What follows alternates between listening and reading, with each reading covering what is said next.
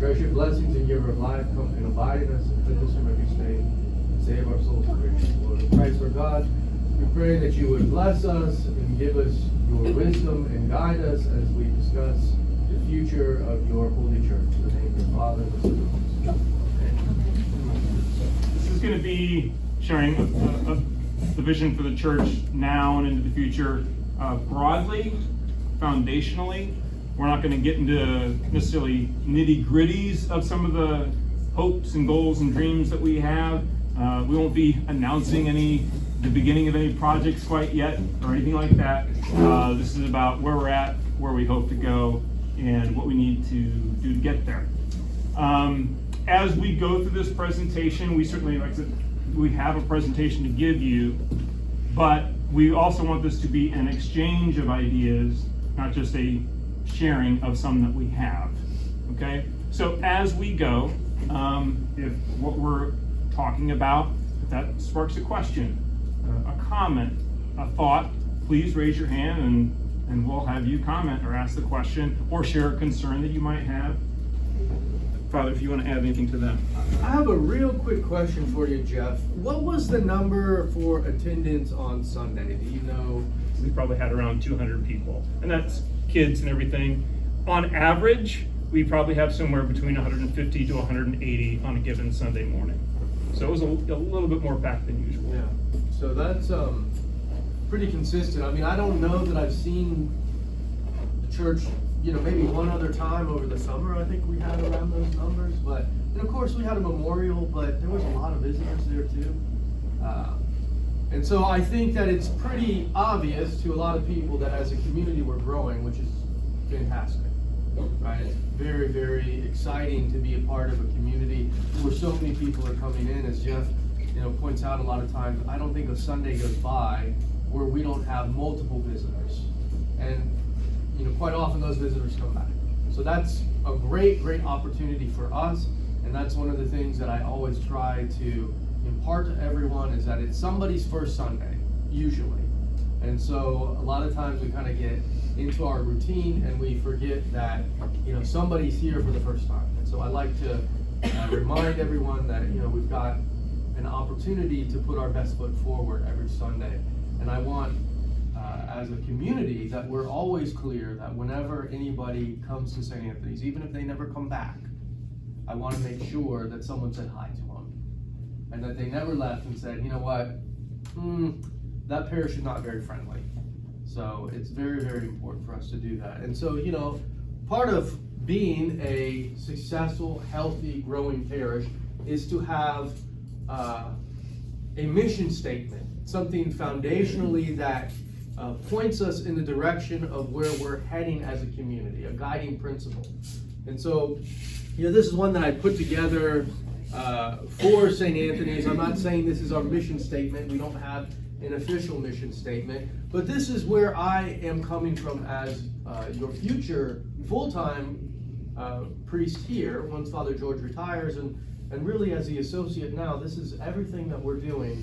This is what I'm working towards and what I hope you all are working towards as well.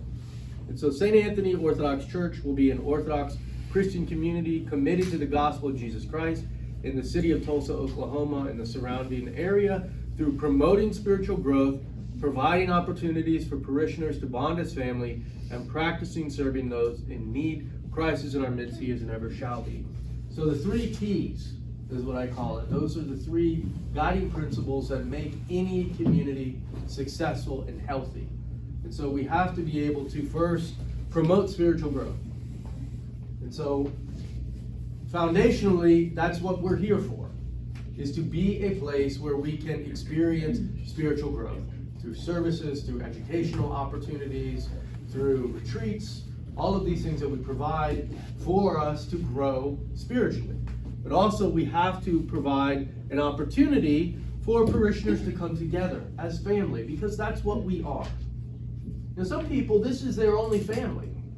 They have people who live out of town, right? That's their family, but maybe in town, this is it. In times of need, this is who they turn to. In times of crisis, the church is there for them. So they have to be able to feel like this is a community. No matter how large we get, people have to feel like they have a place here and this is their family. It can't be a business or an institution. Also, we have to be able to practice serving those in need. Both internally, we have to look at the needs of parishioners, people who are in need, and we have to be able to meet those needs. Also, people externally, outside of the community. And so as a church, we can't just be primarily focused with everything we do is just about continuing to exist. Right? We have to be externally focused and looking outside of the community and thinking about things that we can do in the area that God has placed us. Any questions about that at all? Or good, because I wasn't going to take them. All right. So, honoring our legacy and growing for the future. When we're thinking about our legacy and what that means, I came across this tweet that really, for me, sums up honoring our legacy and growing for the future. This person tweeted, "Went to the funeral of a man I never even met.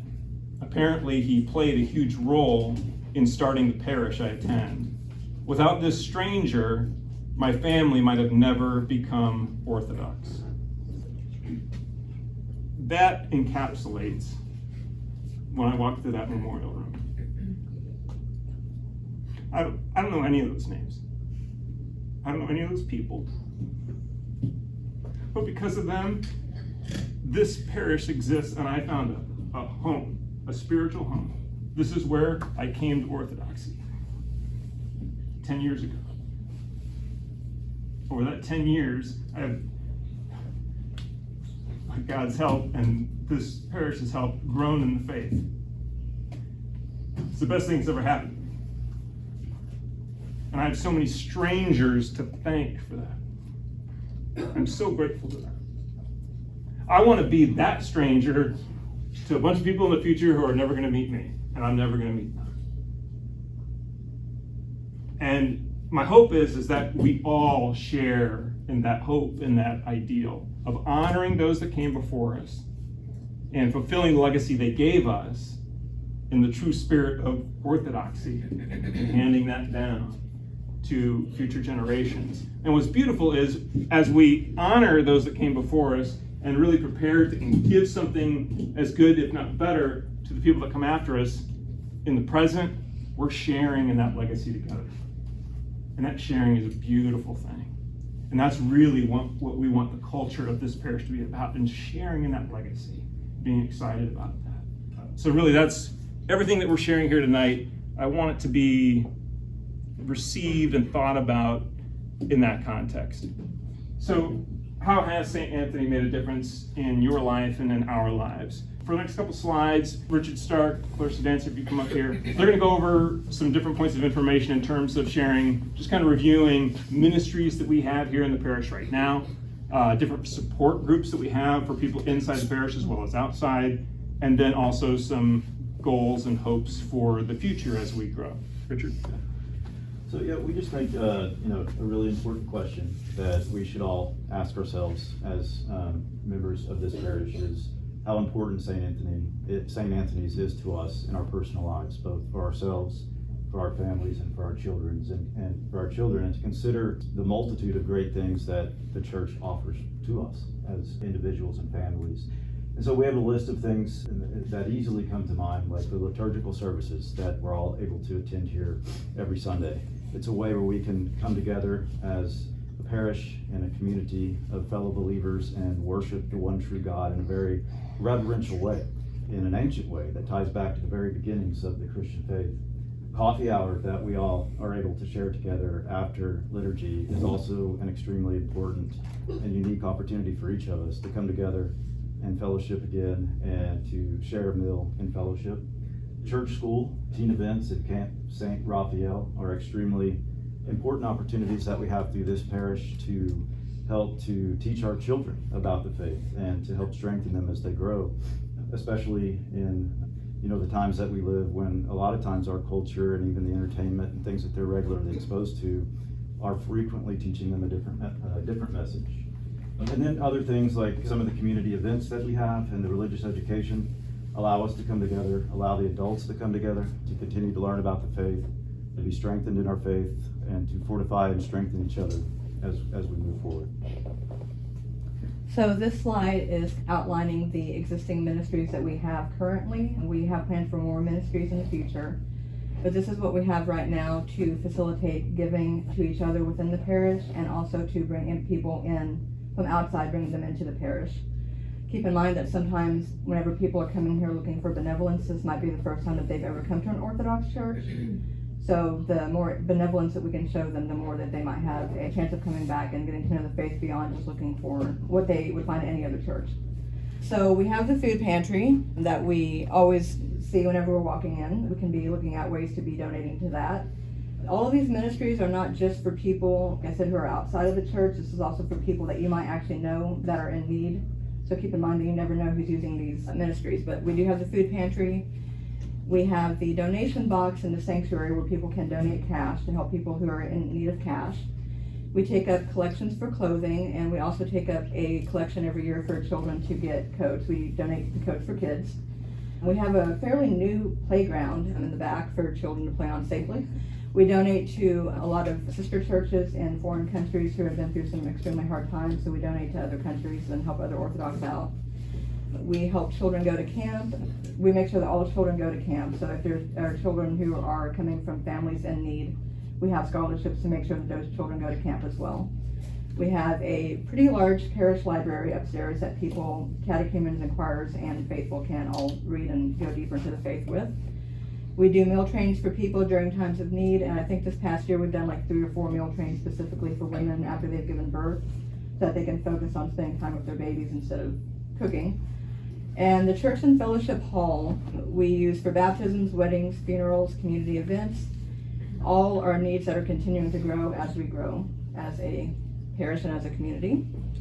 And next slide will show you the age distribution and demographics of the parish. So the smallest age demographic that we have within the parish is actually people 50 and older, which is pretty much the flip of every other Christian church that you're going to go to in this country. So every year you'll see statistics thrown out in the headlines that Christianity is losing young people in hordes, and most mainstream Christian groups are. Orthodoxy is the exact opposite. We're the smallest Christian group, one of the fastest growing Christian group every single year. We also have the largest number of young people of any Christian group. And St. Antony's, even among other Orthodox parishes, really stands out as being a very young community. So you'll see that 30% of the parish is under 18, but exactly 50% is millennial and Gen Z. So 25% 19 to 35, 25% 36 to 50.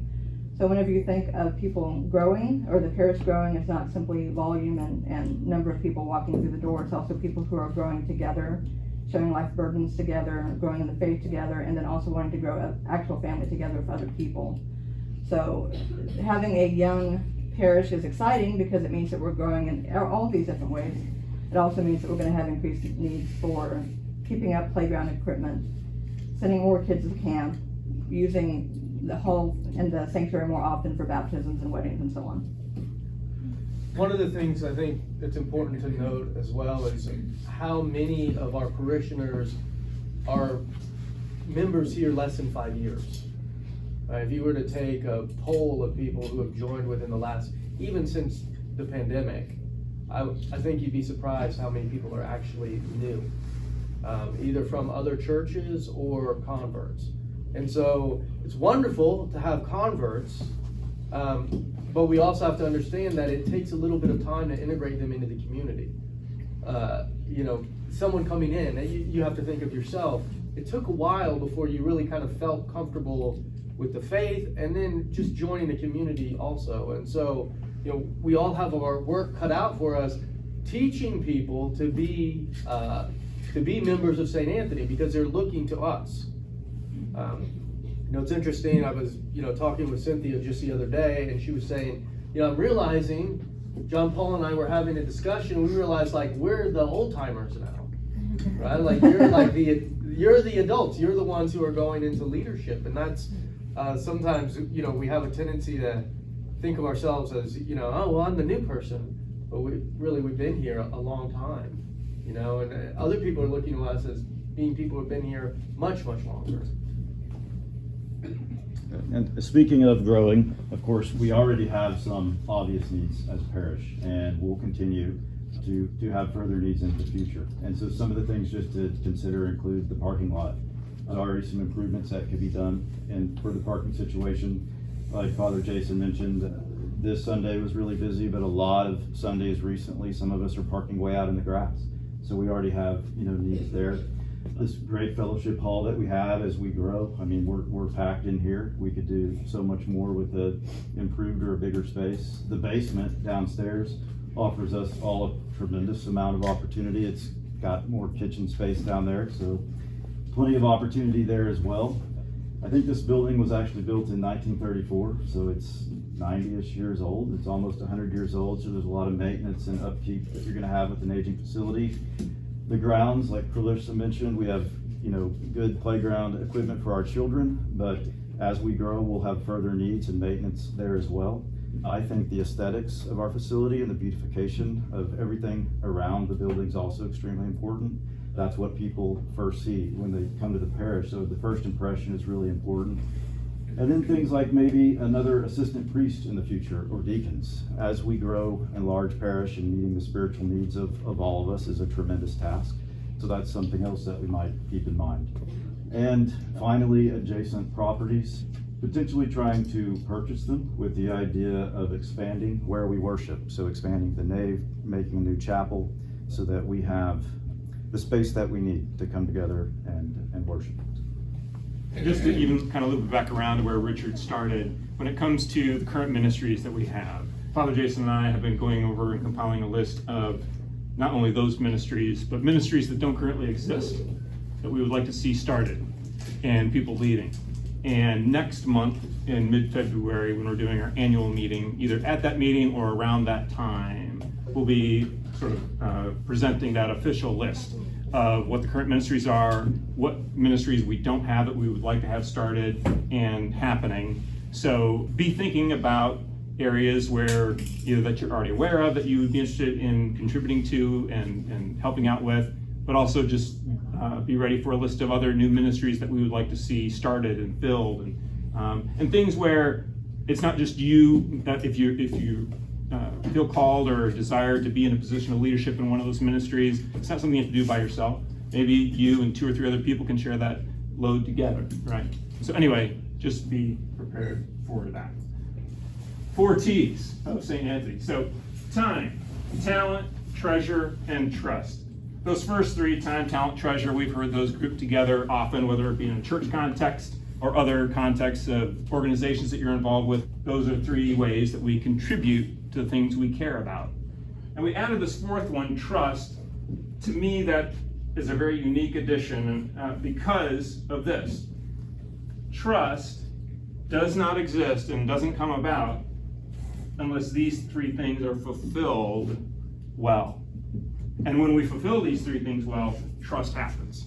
Trust occurs. So when we see somebody investing their time, we trust that person. Wow, they're loyal, they're faithful, they're giving up their time, they're giving of their talent. And when we start being able to trust individual people, Lodi, talk about time and talent chanting. Matthew Butler right along with her. Nico's coming through, stepping up. Just those chanters alone, man, I'm so grateful to them. If there's a service, they're here. That means a lot. And certainly they're just one of many people that give of their time and talents. But we're making a call for everyone to think about areas where they might also be able to give their time and talents. And then certainly the treasure. When we give our treasure, when we give our money to this establishment, the more we give, the stronger this building and this community is going to be, and the more we're going to trust that it's going to be here. Not only for the future, but the more that we can even trust that in the here and now, this is going to be a great place for us individually, for our families, and the community we want to share and grow in, right? So when we're investing these 3 things, trust, which is so vital, begins to grow. So the important thing I want to talk about too is that St. Antony's has to be a place that you can trust. So we have to make sure as a priest and as a parish council that we're doing everything we can to make sure that you're entrusting your time, your talent, and your treasures to an institution that's worthy of those gifts. And so we have to be transparent, we have to communicate, we have to do what we say we're gonna do. Right? Just the other day, we were listening in a meeting and someone was saying, well, I signed up for email and I never got put on the list. And to me, like, that's really bothersome, because I feel like as a priest, ultimately, the buck stops with me. And so I have to make sure that if we have something on the website that says sign up for email, that you get email, right? And so all of that, we have to make sure that we're doing everything we can as a church and as a community for all of you, right? I don't want people to think that, well, I wanted to do X, Y, or Z, and that never happened, right? Or Father said he was going to do something, and it never happened. Now, that doesn't mean that I don't, I have a lot on my list too. So if something doesn't happen, feel free to remind me. But one of the things we want to talk about is what are our sources of income, right? Because as a community, that's, at the end of the day, I would love it if St. Antony's didn't need money, but we do, right? We're an institution that has to run on donations, right? And so your donations are what makes St. Anthony's possible. And so you can see here on the top of the slide what our yearly budget is at St. Anthony's. It's about $260,000 a year. That works out to be around $713 a day. So every day we have to have $713 to operate St. Anthony's. And that includes payroll expenses, utilities, building insurance, repairs. They are about $1,500 a month on average. Right? If a furnace goes out, we come into church and it's cold, we have to get that repaired. Right? And so those expenses have a cumulative effect on our budget. Our archdiocesan assessment. How many of you thought the archdiocese helped pay for St. Anthony's? Anyone? I believe it or not, some people actually think the archdiocese pays for St. Anthony's. But actually, we're responsible for funding the archdiocese. And so every single month, we have an assessment. And of course, you pay it at the end of the year, but we try to pay monthly so we don't have a large bill at the end of the year. But what they do is they take 10% of our operating budget, and then we're allowed some deductions, and then that determines what our assessment is. And so just last year, our assessment was almost $19,000, right, based on all of our deductions. So right off the top, it would be $26,000 before we went through and got all of those deductions. Our liturgical expenses, that's if we need to buy something for the altar, some kind of supplies, or we need to buy some kind of covering that goes on the altar, anything like that, that has an expense. We have to pay for office supplies. The bulletin. People love the bulletin. I love the bulletin, but the bulletin costs money. And every time we print one out, there's a cost associated with that. Charity distribution. Anytime someone comes to the church and we give them money that's been placed in the poor box, right, that's based on your benevolence. And so that is an expenditure that the church is making.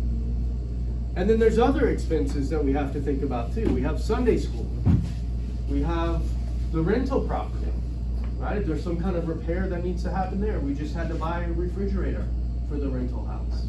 And so all of that is financial expenditures that we make. There's camping scholarships. When I travel, if I have to go to an archdiocesan meeting, if I'm going to Wichita or I'm going to the Parish Life Conference or the National Convention, I'm required to go to those. And the church is required to pay for my travel expenses. And that's expensive.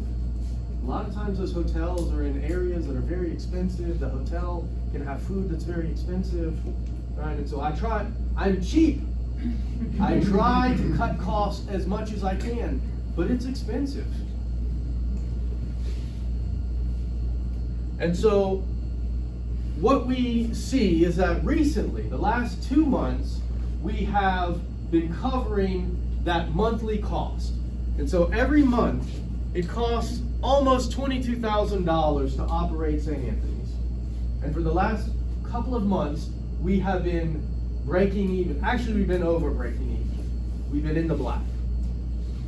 During 2023, on average, we were about $4,000 in a deficit every single month. So that means that our donations are not matching what it costs to operate St. Antony's.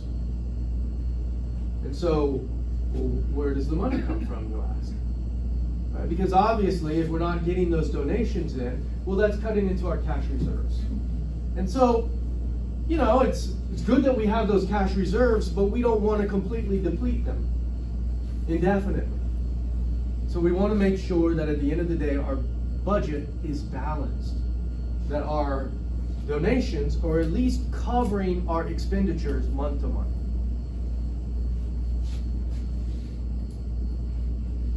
And so what are some examples of our revenue during the month?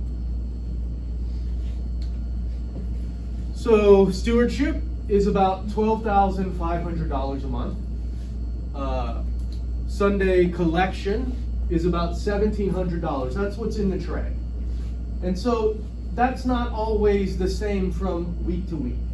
Sometimes people give monthly, sometimes they give sporadically, and there's no way for us to really track what those funds are, and there's no way that we can really depend on what those funds are going to be from week to week. Maybe when we have 200 people here, it's a larger collection. If it's a 3-day weekend and people are out of town, that collection might not be as big. And when we look at it, it's still only about $1,700 a month. And so if you look at that, I mean, for the course of the year, that's not a significant contribution to our budget. Kitchen rental is about $200 a month. The house rental is $1,000 a month. And then we have these variable sources of income. And so special donations that people might make to a particular event, or if someone passed away, there's a memorial donation. Someone might give towards benevolence. And then we have Huffley, which is great. That was a huge increase to our budget this year. However, the thing about Huffley is we don't always know what we're going to make from year to year. It's variable. We could have a really great year, or something could happen. We could have bad weather. Our expenses could go up. And so what we would like to do as a community is to not depend on Huffley to meet our operating budget, because it's variable. Right? So we'd like to be able to at least be meeting those expenses through internal contributions if possible. I use the analogy of your own personal budgets, right? And so if you're just meeting your budget as a family, it's very hard for you to do the extras. It's hard for you to pay for your child's car insurance if they become a driver and you're already maxing out your budget. It's hard to go on vacation. It's hard to do some kind of home improvement that you need to do. And so as a community, when we're underneath our operating budget from month to month, it's very stressful. It's stressful on me. It's stressful on the parish council, right? Because we want the best for us as a community, and we see all of these needs. There's a ton. And we were packed this Sunday. But when we think about expansion, or we think about remodeling the basement, it's very difficult for us as a parish council and as a leadership team to say, yes, let's do that, when we're really just hoping that we can pay for the electricity. Right? Yes? You mentioned repairs and the regular payment. That makes me nervous. Like if we're paying money on a daily basis for Well, repairs, that's lousy. What I did is I took an average. our expenditures for repairs last year, Okay. and I just divided it up over a 12-month period. So Things aren't breaking down No, every we month don't. or day. No, but But- as Richard pointed out, we're in a building that's almost 100 years old. And so we're doing our best to duct tape what we can, but yeah. Yeah. It's, unfortunately, we just have, I tell people all the time, being the priest here, sometimes I feel like Tom Hanks in Apollo 13, right? And something is always like needing to be messed with a little bit in order to get it to keep working. So, like we're pointing out, the variable sources, but during 2023, our income was usually about $4,000 under what our operating budget was. However, the last couple of months, we've met our expenses. So that's we had some donations at the end of the year, some pretty generous donations that made a difference. And then I think overall, we've kind of seen a trend up on some of our stewardship. It's getting a little bit better, but it's still not quite, year over year, it's not what it needs to be. So that $260,000, again, is our annual operating budget. What our goal is and our desire is, and really what we need to be doing as a parish, is our pledges need to cover that $260,000 at least. So what does that mean? What that means is what we don't want to do is what we're doing right now, which is to get to that $260,000, we need to dip into our reserves a little bit. We're really crossing our fingers that we have a great Hoffley. We're really grateful for a couple of random big donations from individuals that we can't really ever fully expect, but they do have to come from time to time. Those things are helping us currently close that deficit gap. What we need to do is, just through our pledging, cover our operations so that all those other things, Hoffley, donations, etc., are just bonus. That's us in the black. That's how we go from just surviving and maintaining to growing and expanding in the ways that we need to. So what does our giving look like right now? Well, right now, our members, people that either give regularly or have at some point during the last year given to the parish, as well as that just call this parish their home, regardless of how often or infrequent they come. That's 150 families. And by families, I mean households. So households include a family, but also a household is me, single guy with no kids. I'm a household as well. Of that 150, right now, 89 of 150 are currently pledging regularly. Okay? Pledging meaning people that we can track, they're giving that we can track, whether that be through checks that they give in the tray, which don't count towards the tray, whether it be giving through direct bank withdrawals, through Flip Cause, which is our avenue through our website, ways that we can track giving and giving regularly. 89 of that 150 pledge regularly. 61 of that 150 aren't currently pledging on a consistent basis. So if they give, they're giving in ways that we can't track, which would again be cash in the tray. And just to further help us understand what the difference is between our pledging and non-pledging, just in terms of cash dollars, on average per month, our pledging brings us in around $12,500 to $13,000 a month. Our tray non-pledging about $1,500. So pledging is where we really see the bulk of our revenue from our giving. Okay.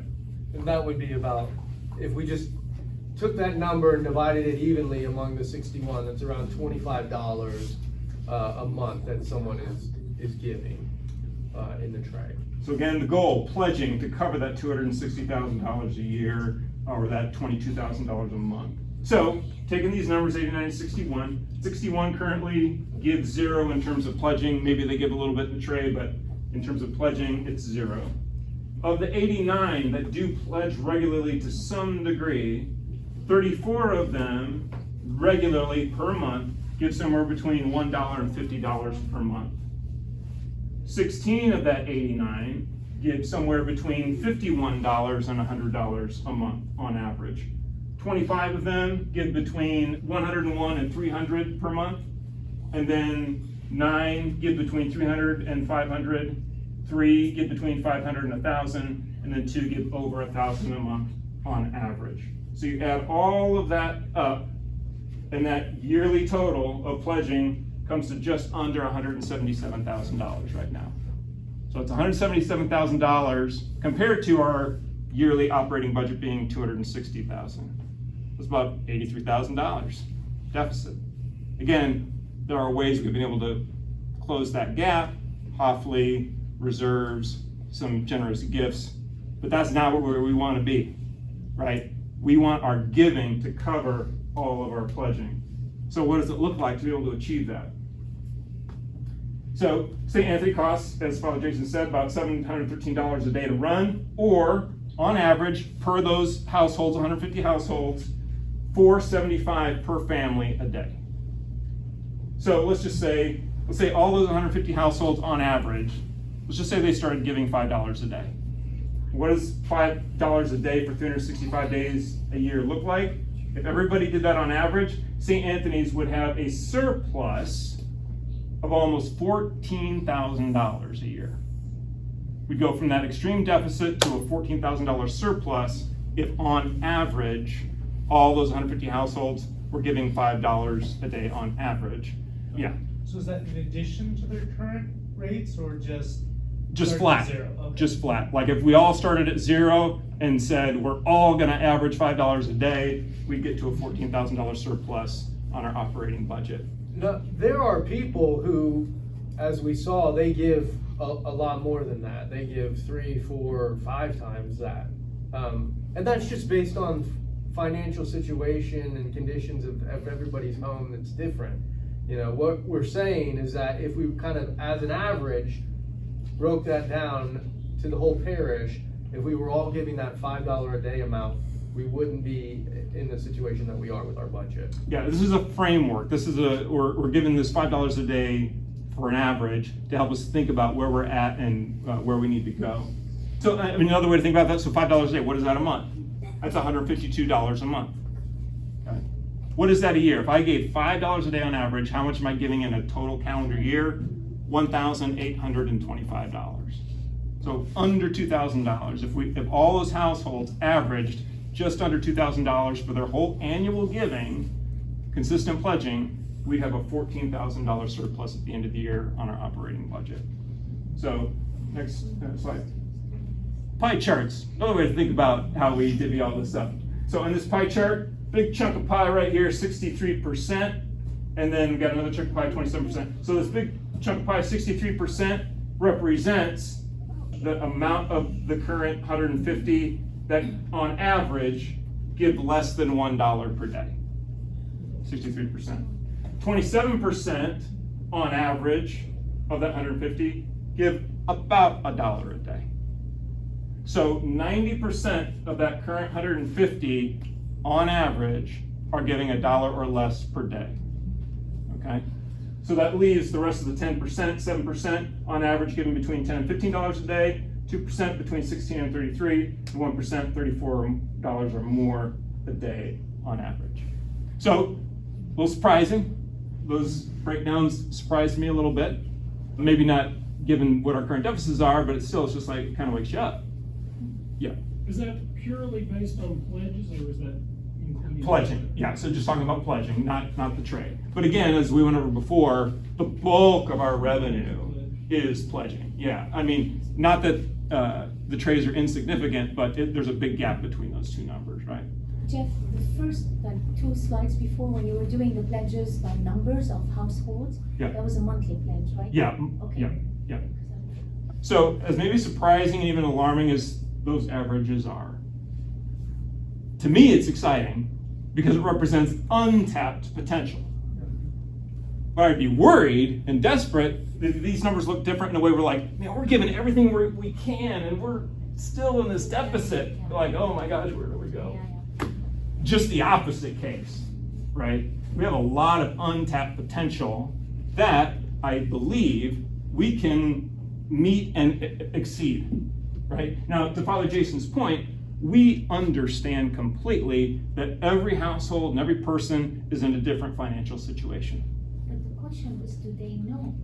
Well, part of why we're doing this, yeah, just to help communicate, right? They're aware of it.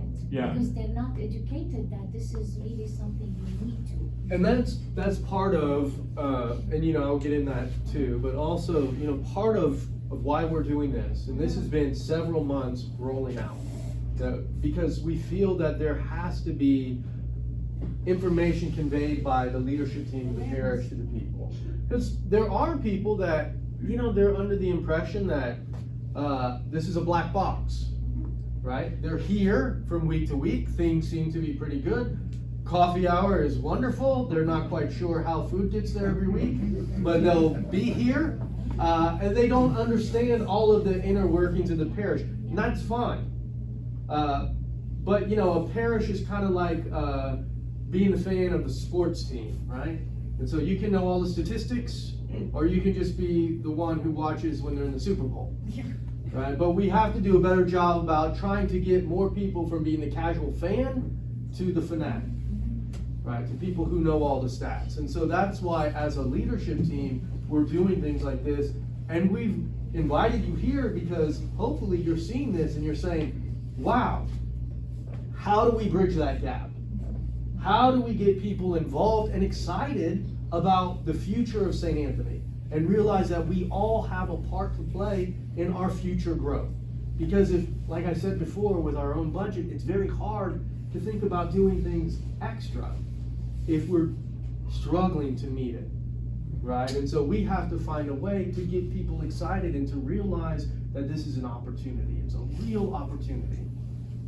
And so, where we are right now is about, like Jeff said, 90% of the parish gives $1 a day or less on average, right? And so that's, less than $500 a year, which means that we have 10% of the parish, they're, as far as what comes in, they're about 57%. 15 people in the parish, 15 households, are covering about 57% of the cost of the parish right now. Right? So that's a huge disparity. And now, like we talked about, everybody has different financial situations and circumstances. And I don't ever want anybody to ever feel like I gotta pay money if I'm gonna be a member of St. Antony's. Right? That's not why we're here today at all. But what we want to do is give you the information. Right? Because it's important, because when you're coming and talking to us and saying, hey, we need to think about doing X, Y, or Z, then it's important for you guys to understand the reality of the financial situation here in the parish. And to know that as a leadership team, we're on the case. Right? We see that there is a disparity between what we want and what we currently are doing as a parish. And so we're working towards trying to bridge that gap. But we also need your help in that whole process. So, one of the things I also want to point out too is that our largest donors in the parish are not always who we expect. There's some people that we would be very surprised what their stewardship looks like from month to month. Now just know, I know what people give because that's part of, the job of being a priest. I have to look at these numbers because who crunches all this data, right? You like all these slides, it's because I had to have access to the data, right? But I don't ever want you to think that I'm looking at donations and thinking, oh gosh, they're not giving enough, or I wish this person would give more. In fact, it's a huge responsibility as a priest to know that information, right? It's not exactly something, it's the inside of the sausage factory, right? It's not exactly like I want to know that information, but it's important because I'm dad. And sometimes dad has to know the information. And more to the point, that information is on the strictest need to know basis. And that need to know is the clergy and the treasurer in the parish council. I've been the chairperson of the parish council for 3 years. I don't know what any of you give, right? And neither do Clarissa, Richard, or any other non-treasurer members of the parish council. You don't sit there in the parish council meetings going, man, who gave what? Not doing that. I don't know, we don't know. It's only a need to know basis, so that your privacy is certainly respected. my perspective is that I trust everyone in the parish is doing their best. Right? I want to believe the best in people. And so I know that everyone is doing everything that they can because they want St. Anthony's to succeed as well. Right? As much as I do. I told every single town hall meeting, it's like, that's why we're here.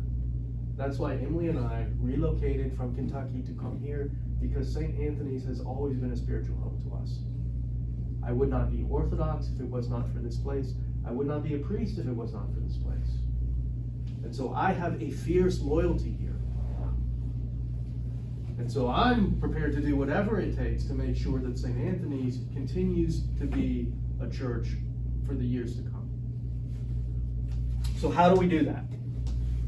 You know, really all I'm asking you to do is just think about your time, your talents, your treasures. What are you giving to the parish? And is there a way that you can have that conversation and say, you know what, I could maybe do a little bit better. I could maybe give a little bit more. Or maybe you're maxed out. Right? And so all we're asking is that you think about your finances in a way that's not isolated from your spiritual life. The Orthodox Church has a long history of talking about our financial lives. If you look at the New Testament, Christ had more to say about money than just about any other subject. And so it's not that we need to just treat our church life as something separate from our financial life, but our financial life is a part of our spiritual life. And so every financial decision that we make, whatever it is we're spending our money on, what I would ask as your priest is that you do it through a perspective of the church and the teachings of the church. And every single one of us, I mean, I'm thinking myself as I'm saying this, I probably waste too much money on coffee. Right? Am I always going to be treating my finances as something that God is invited into? Right? And that I'm making it a spiritual part of my life as much as when I come and I pray at church or when I pray at home. So if we look in the Old Testament, we have this idea of tithing. We hear that a lot. Tithing. What's tithing? Well, tithing, strictly speaking, is giving 10% of your income that you have coming in, giving it back to God. Sometimes people say, well, am I supposed to, 10% of my gross or 10% of my net? I tell people, if you're having that conversation with yourself, right, I don't care. I don't care. But that is kind of an ideal, right? Obviously, some people have grown up in a situation where they are just used to doing something like that. And that's how I was raised. Just the check comes in, right? 10% right off the top. However, what I also know is that there are people who have grown up, myself included. I grew up in a situation, in a circumstance where there was often a very unhealthy relationship with giving. Right? It was almost required or expected. And just know that as your priest, I don't expect you to give money to the church or else you're not a good member here. But as your priest, I also expect you to use your resources for the kingdom of God. Whether that's your time, your talents, or your treasures. And so whatever it is that we have, God has given to us, and it's our responsibility to give something of it back to God. But some of us, it's just the American way. We overextend ourselves so much. We're so locked into stuff that oftentimes we don't have a lot of extra room for things like that. And so it's a discipline. It is a spiritual discipline, just like prayer, just like fasting. That's why the church says prayer, fasting, and almsgiving, right? They're disciplines. They're disciplines. And it's something that we can always strive for. And so maybe, I can only give X percentage, 0.5% of my income. Well, what I would say is fantastic. Don't let that waver. And next year, see if you can give another 0.5%. I want you to see this as a spiritual discipline, and this is what I'm trying to encourage all of you to look at your finances through that lens. And so, you'll find it in Scripture, you'll find it in the teachings of the church. But just know that your giving to God through your time, your talents, and your treasures to the community. Right? So if you don't have finances, right, you're for whatever reason, you don't have the money, you've got medical bills or something like that, or you got 4 kids, then you know what? There's all kinds of other ways. When you offer your time, when you offer your talents, a lot of times those are things that help the church be strong and grow as a community. And so if you can't give one thing, you can always give something else. Just so long as we're always looking to give our best in all of those 3 areas: our time, our talents, and our treasures.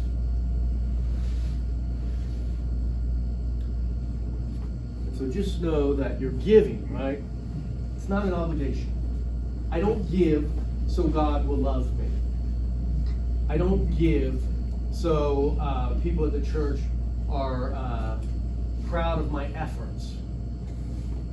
I give because it's just an act of me saying thank you to God. And so whether it's here at the church or whether it's someplace else, every single time we do that, it's an opportunity for us to recognize what God has given us and to give back. To kind of close and really gives a framework for how achievable this is. What does $152 a month, $5 a day look like in terms of a percentage? Just to give a couple of examples for those of us who are on tight margins. So, as an example, somebody who's making $30,000 a year, that don't go far at all in 2024, right? $152 a month would fall between this 125, 175, which is 5 and 7% of an annual income of $30,000. So about 6% of an annual income would achieve that $5 a day average. Go to the next slide. Somebody's doing a little bit better, $50,000 a year, $152 a month would be between this 3% and 5% of 125 and 208. That would fall right between, so about 4% of somebody's annual income, if they were making $50,000 a year, would hit that average that we've constructed and that we're aiming for. And certainly, if we were all giving that 10%, and we'd be knocking it out of the park, man, it'd be amazing. But we know that we all can't.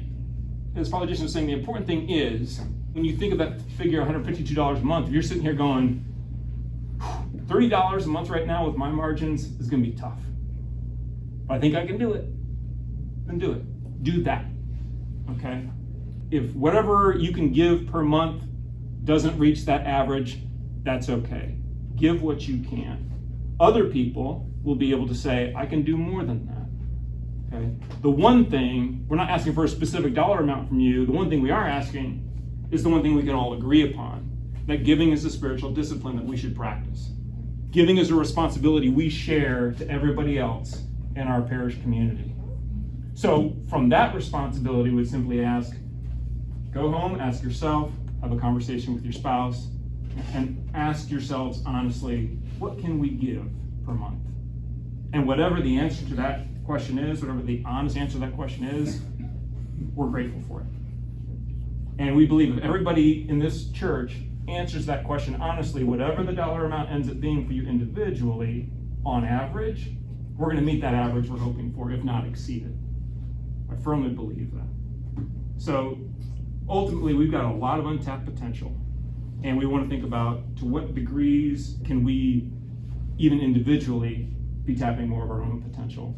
As Jeff said, we have about 15 people which their contributions to the church are covering half of what our annual stewardship budget is right now. And so, to me, that's like tremendous. Right? That's tremendous because there are so many other opportunities we have. And so anything that we're facing as a community where we think, oh, like we're outgrowing our building or any of these other things, we've got tons of potential. But there's no reason that we should have any kind of financial worries, as far as I'm concerned, right? Ultimately, God is the one who provides for us. God is the source of our needs, right? And we get to participate in all of this, which is, to me, a fantastic and wonderful blessing, right? We get to participate in the mystery of this thing we call St. Antony's. Any questions at all, or? So it's probably better to discourage donation of like chunks here and there, unsteady, because you feel like you want to give a certain amount, and then maybe you raise your monthly. It will be more stable and secure in a way. I think that as parishioners, there's times where we have certain things that we might donate towards, but that regular, consistent monthly stewardship gives us an understanding of what our budget's gonna look like from month to month. It helps us plan, just like, in our own personal budgets, right? If we weren't sure what we were getting from month to month, it would be hard for us to plan also. Yeah, not only just planning, but again, the broader goal of that $260,000 a year operating budget. We can be meeting that in full just through our own pledging, and we need to be. We're not currently, but we have the potential to, and really that's what our goal should be, is doing that just through our pledging. I just wanted to say, at the first meeting, I had asked the same question that Lodi asked. How many people here are aware of the church's financial situation? And I do think that it's probably contributing to part of the lack of income. And I think if more people were aware of, we are essentially in a deficit, it might encourage more giving. And I would just say in response, I mean, in even in subsequent meetings, that's been a common point expressed in one form or fashion of more regular communication. I would simply say in response to that, as a parish council, we hear that. We agree that we need to be better as a leadership to be communicating regularly. What that avenue ends up looking like, we'll discuss. Like, I don't know if the bulletin's necessarily the best place, but there should be ways that we can be communicating to you on a regular basis to let you know where we at, how we doing, and then everybody individually can hopefully kind of recalibrate as we go. Posted in the church. Yeah, and I think it's important that we give the information. One of the things I want to be sensitive to as a priest is that sometimes when you start talking about things like money, right, people they can get very sensitive about it.